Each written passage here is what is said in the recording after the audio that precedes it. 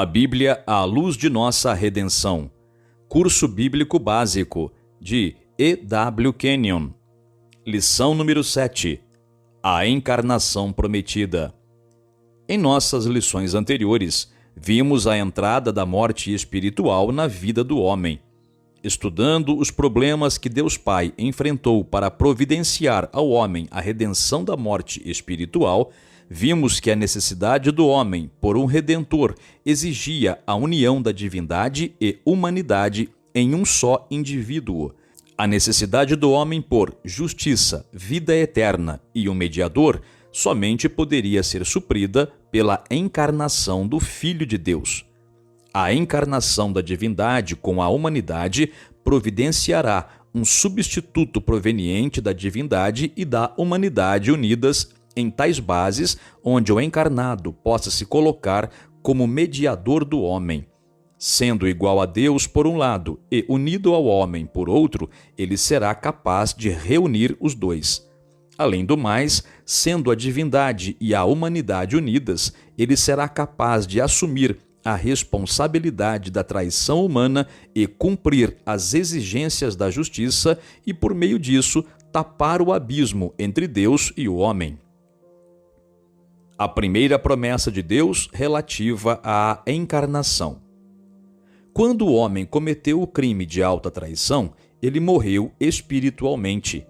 Em sua existência de morte espiritual, sua condição é descrita como, abre aspas, não tendo esperança e sem Deus no mundo, fecha aspas. Efésios capítulo 2, versículo 12.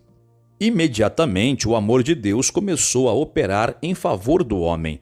Deus Pai enfrentou a condição do homem de modo justo. Ele sabia que as necessidades do homem só poderiam ser supridas em bases legais pela encarnação de seu Filho. O amor de Deus não levou em conta tamanho sacrifício que traria o homem novamente à sua comunhão. Graça e verdade se encontraram, como diz o Salmo 85, versículo 10, e o triunfo do amor deu ao homem a promessa de um Redentor. Em seu diálogo com Satanás, Deus lhe dá a primeira promessa da encarnação. Gênesis capítulo 3, versículo 15. Abre aspas. Porei inimizade entre ti e a mulher, e entre a tua descendência e o seu descendente. Este te ferirá a cabeça, e tu lhe ferirás o calcanhar. Fecha aspas. Observemos 4 declarações extraordinárias nesta promessa. Primeira declaração: porei inimizade entre ti e a mulher. Isso significa que haverá inimizade entre Satanás e a mulher. Isto é provado pela história da mulher. Ela tem sido comprada e vendida como mercadoria. Somente onde o cristianismo tem alcançado os corações das pessoas é que a mulher tem recebido algum tratamento que a coloque acima da criação animal. Nos países cristãos, a mulher é a herdeira de nossas doenças e vítima nos tribunais de divórcio. Os médicos nos dizem que 95% dos casos hospitalares são de mulheres. Segunda declaração: porei inimizade entre a tua descendência e o seu descendente. A descendência de Satanás é a raça humana não regenerada e o descendente da mulher é Cristo. Cristo foi caçado desde a sua infância pela descendência de Satanás até que finalmente ela o pregou na cruz. E desde a ressurreição de Jesus até o dia de hoje, a igreja tem sido o alvo das mais severas perseguições e da inimizade do mundo. Terceira declaração: o descendente da mulher. Aqui está uma profecia em que uma mulher dará à luz um filho, independente de geração natural. Um filho é sempre chamado de, abre aspas, descendência ou semente do homem, fecha aspas. Quarta declaração: este te ferirá a cabeça e tu lhe ferirás o calcanhar. Ferirá a cabeça significa a cabeça de Satanás. Em todas as línguas orientais, o termo pisar a cabeça significa quebrar o domínio de um governante. um homem deu a Satanás o seu domínio. Satanás acaba de tomar posse do domínio que Deus havia dado ao homem. Satanás exercerá esse domínio até que o descendente da mulher venha. Um homem vai quebrar o seu domínio. O calcanhar significa a igreja em sua vida terrena. Os longos períodos de perseguição da igreja pela descendência de Satanás são parte da história. Esta é uma notável profecia e quão claramente ela tem sido cumprida. O encarnado veio e reduziu a nada aquele que tinha a autoridade da morte, isto é, o diabo, e libertou todos aqueles que, através do medo da morte, estavam sujeitos à escravidão por toda a vida. Veja Hebreus, capítulo 2, versículo 14. A Escritura também se cumpriu com a severa perseguição de Jesus, a qual culminou com a sua morte na cruz, e em seguida na perseguição à Igreja, a qual é o corpo de Cristo que cumpre sua vontade na terra. Gênesis capítulo 3, versículo 20 diz, abre aspas, e deu o homem o nome de Eva à sua mulher, por ser a mãe de todos os seres humanos. Fecha aspas. A palavra Eva, em hebraico, é Havá, ou Shavá, segundo Strong, que significa, literalmente, a vivente, ou a doadora da vida. Aqui, Deus diz ao homem que sua esposa será a mãe do doador da vida, ou seja, o nosso Cristo. O desejo da humanidade pela encarnação. O ensino da encarnação não está fora de harmonia com o desejo humano ou a tradição dos povos. De uma forma ou de outra, todos os povos têm crido nesse ensino. A humanidade tem desejado por uma encarnação. Seu espírito anseia pela união com a divindade porque ela foi criada à imagem de Deus com a capacidade de participar da vida de Deus. Isto é provado pelo fato de homens beberem o sangue de sacrifícios humanos por dar nome aos seus reis de acordo com o título de suas divindades e também fazendo de seus imperadores ou reis uma encarnação da divindade. Os deuses dos gregos e romanos eram considerados divinos e humanos, mostrando o anseio do homem pela união com a divindade. A encarnação não é mais difícil de crer do que a criação do primeiro homem. Adão foi criado por um ato do poder divino. O restante da raça humana foi gerado por processo natural. Mas este Redentor, o qual deve ser nascido de mulher, deve ser formado por um ato especial do poder divino. Ele é o Deus Todo-Poderoso e a encarnação é uma possibilidade para ele.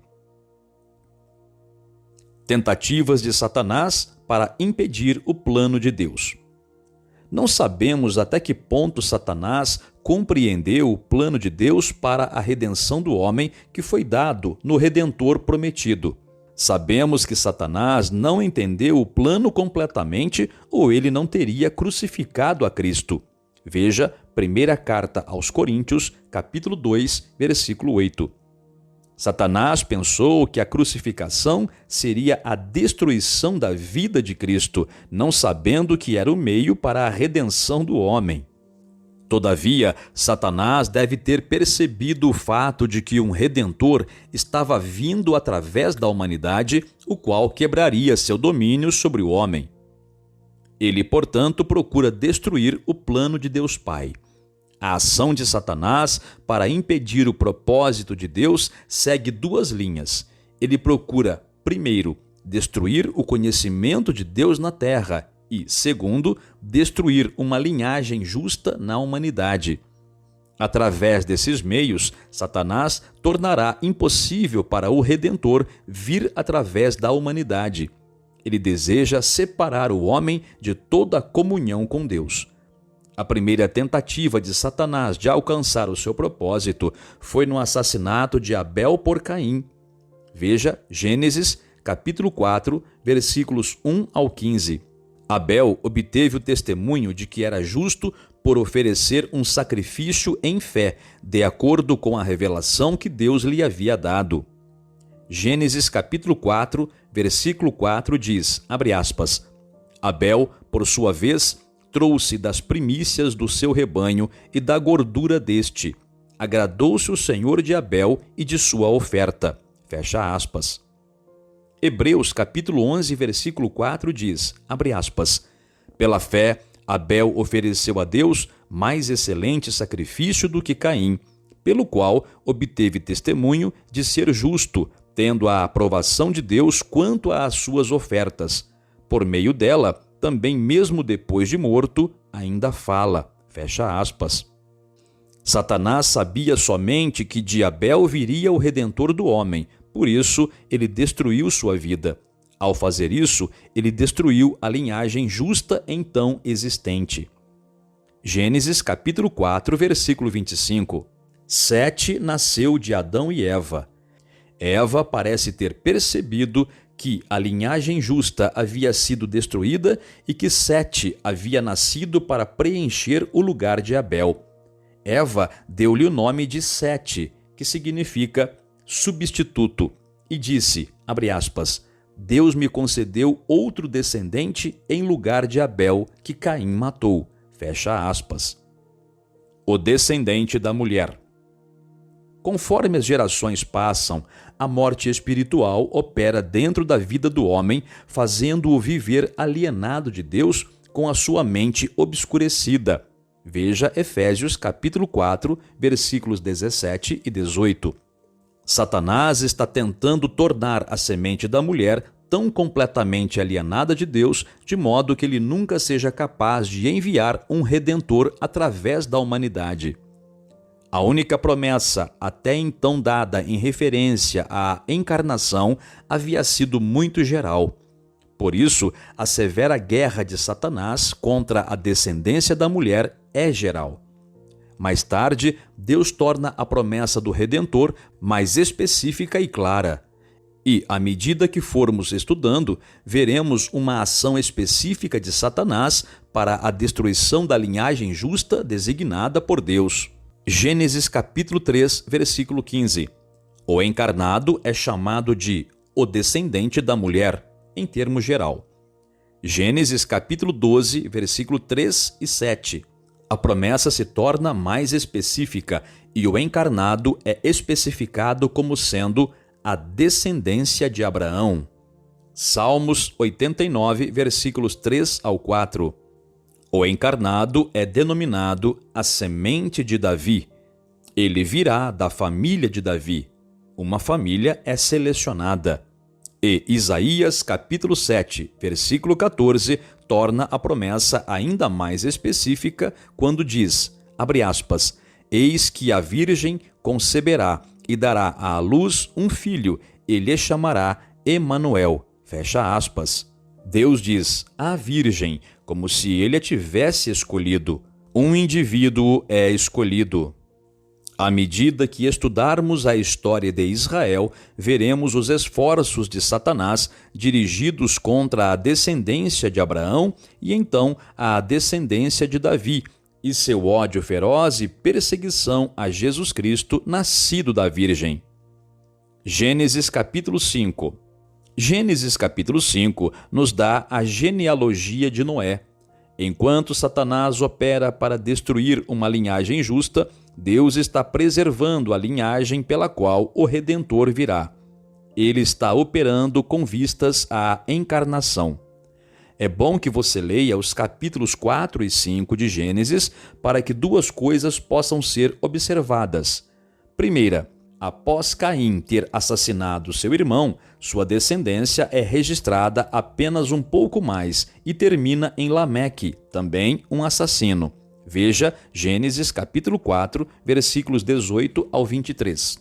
Segunda, o Espírito Santo procura chamar toda a nossa atenção para outro homem, o terceiro filho nascido de Adão e Eva, chamado Sete. Veja Gênesis capítulo 4, versículos 24 ao 26. Nesta linhagem vieram Noé, Sem, Abraão, Jacó e mais tarde o próprio Jesus, o descendente da mulher que esmagou a cabeça da serpente. A fim de manter nossa atenção em Sete, ou seja, a linhagem justa, o autor divino repete, no início do capítulo 5, o relato original da criação do homem, rastreando a história de Adão resumidamente e então dando em detalhes a linhagem de Sete. Isto nos mostra agora que o trato de Deus é com esta linhagem. Gênesis capítulo 6. Gênesis capítulo 6, versículos 1 ao 3 diz, abre aspas, como se foram multiplicando os homens na terra, e lhes nasceram filhas, vendo os filhos de Deus, que as filhas dos homens eram formosas, tomaram para si mulheres, as que, entre todas, mais lhes agradaram. Fecha aspas. Observamos aqui a forte distinção entre os cainitas e os setistas, a linhagem justa. Os cainitas edificaram cidades, inventaram as artes e idealizaram entretenimentos para atenuar a maldição do pecado. Veja Gênesis, capítulo 4, versículos 21 e 22. Os setistas andaram com Deus. Veja Gênesis, capítulo 4, versículo 26. Em Gênesis, capítulo 4, versículo 26, a palavra Senhor, em letras maiúsculas, indica que no original ela é Jeová, o nome de Deus na aliança. Aqueles que criam e tinham esperança na promessa de Deus conheciam e amavam esse nome. É bom notar que o sétimo, a partir de Adão, através da linhagem de Caim, Lameque, foi um polígamo, assassino e adorador do Deus das fortalezas. Veja Gênesis capítulo 4, versículos 16 ao 24, enquanto que o sétimo, na linhagem de Sete, foi Enoque, um homem que teve o testemunho de ter agradado a Deus. Veja Hebreus capítulo 11, versículo 5, e foi trasladado. Veja Gênesis capítulo 5, versículos 21 ao 24. No sexto capítulo de Gênesis, vemos novamente a operação de Satanás para impedir o propósito de Deus. Ele provoca o casamento misto da linhagem de Caim com a linhagem justa. Isto corrompe em tão grande escala a linhagem através da qual o Redentor virá, que somente Noé permanece na adoração do Deus da aliança. Gênesis capítulo 6, versículo 5 diz, abre aspas, viu o Senhor que a maldade do homem se havia multiplicado na terra e que era continuamente mal todo o desígnio do seu coração. Fecha aspas. Satanás havia destruído o conhecimento de Deus no coração do homem. Era mal todo o desígnio do coração do homem continuamente. Somente Noé conhecia e andava com o Deus verdadeiro. Veja Gênesis, capítulo 6, versículos 8 e 9. Se a humanidade fosse deixada naquela condição após a morte de Noé, o conhecimento de Deus teria sido completamente perdido. A linhagem justa teria sido destruída e a encarnação teria sido uma impossibilidade. Aparentemente, Satanás havia triunfado em seus esforços, mas o propósito do Deus Todo-Poderoso não seria frustrado. Não foi nada para Deus trazer um fim à humanidade em sua condição corrupta. Veja Gênesis, capítulo 6, versículos 11 ao 13. Para que uma linhagem justa fosse preservada e o conhecimento de Deus fosse mantido sobre a terra, Deus precisaria destruir a humanidade e continuar a linhagem através da qual o Redentor viria, ou seja, através de Noé. Se não tivéssemos entendido a ação de Deus Pai com relação à encarnação, talvez tivesse sido difícil entendermos a destruição da humanidade pelo dilúvio. Agora, à luz do fato de que a necessidade do homem poderia somente ser suprida pela encarnação, podemos ver que o dilúvio era imperativo. Questionário 1. Explique as 4 declarações feitas em Gênesis capítulo 3, versículo 15. 2. Por que a humanidade anseia pela união com a divindade? 3. como a história revela o fato de que a humanidade anseia por uma encarnação. 4. Quais foram os 2 meios que Satanás usou para impedir o plano de Deus da encarnação? 5. Qual a primeira tentativa de Satanás para destruir a linhagem justa? 6. Qual a diferença entre os cainitas e os setistas? 7. Relate o que você puder sobre os descendentes de Adão através de Caim. 8. Por que é dada atenção especial à linhagem de Sete no capítulo 5 de Gênesis? 9. Qual era o propósito de Satanás em provocar o casamento misto entre os cainitas e os setistas, como registrado em Gênesis capítulo 6, versículos 1 ao 3? 10. Por que o dilúvio era necessário?